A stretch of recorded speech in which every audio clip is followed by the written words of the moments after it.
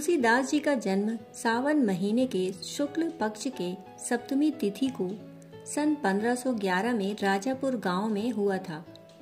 यह उत्तर प्रदेश के बांदा जिले में है। जब नवजात शिशु जन्म लेते हैं तो उनके मुंह में एक भी दांत नहीं होते, परंतु तुलसीदास जी इसके विपरीत थे। जब उनका जन्म हुआ तो उनके मुंह में 32 दांत थे और वे नवजात शिशु की तरह नहीं लगते थे, बल्कि 5 साल के बालक के समान थे। शिशु जन्म के पहले 9 महीने तक मां के गर्भ में रहता है और 9 महीने के बाद उसका जन्म होता है, परंतु तुलसीदास जी का जन्म 12 माह में हुआ था और जन्म के बाद वह 5 साल के शिशु जैसे हष्ट पुष्ट थे। कहते हैं जब उनका जन्म हुआ था तब तुलसीदास जी रोए नहीं थे, अपितु उनके मुंह से राम राम निकला था और तब उनका नाम राम बोला पड़ गया था। गोस्वामी तुलसीदास जी के जीवन की एक और बड़ी ही रोचक घटना है। एक बार गोस्वामी जी कमर पर अपना झोला लटकाए कहीं से लौट रहे थे। तभी सामने से कुछ चोर आते दिखाई दिए। उन्होंने तुलसीदास जी से पूछा, तुम कौन हो? तुलसीदास जी बोले, भाई जो तुम हो मैं भी वही हूँ।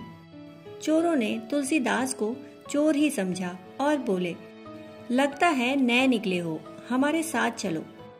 यह सुनकर तुलसीदास जी चोरों के पीछे पीछे चल दिए।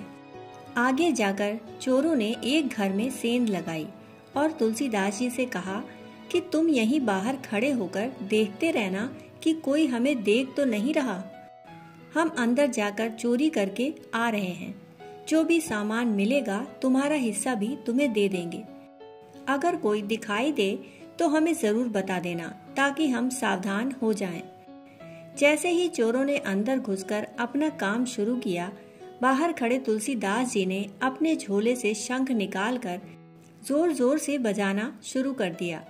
चोर शंख की आवाज सुनकर बाहर आए और तुलसीदास जी को एक ओर खींचकर पूछा कि शंख क्यों बजाया? तुलसीदास जी बोले, आपने ही तो कहा था कि कोई देख ले तो तुरंत बता देना। मैंने चारों तरफ देखा तो मुझे हर तरफ राम ही राम दिखे।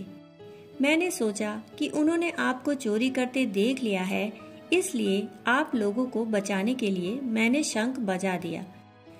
चोरों में से एक ने पूछ ही लिया, मगर राम तुम्हें कहाँ दिखाई दिए? तब तुलसीदास जी बोले, भगवान का वास कहाँ नहीं है, वे तो सर्वत्र हैं, सर्वज्ञ हैं, कण कण में उनका वास है। मुझे तो वे सर्वत्र दिखाई देते हैं, आपको कैसे बताऊं? चोरों ने सुना तो वे समझ गए कि यह कोई चोर नहीं, महात्मा हैं। सभी चोरों के मन में तुलसीदास जी के प्रति श्रद्धा उमड़ आई और वे सब तुलसीदास जी के पैरों में झुक गए और हमेशा के लिए चोरी त्याग दी। दोस्तों, कहानी सुनने के लिए आप सभी का बहुत बहुत आभार। फिर मिलते हैं ऐसी ही कहानियों के साथ। तब तक के लिए धन्यवाद।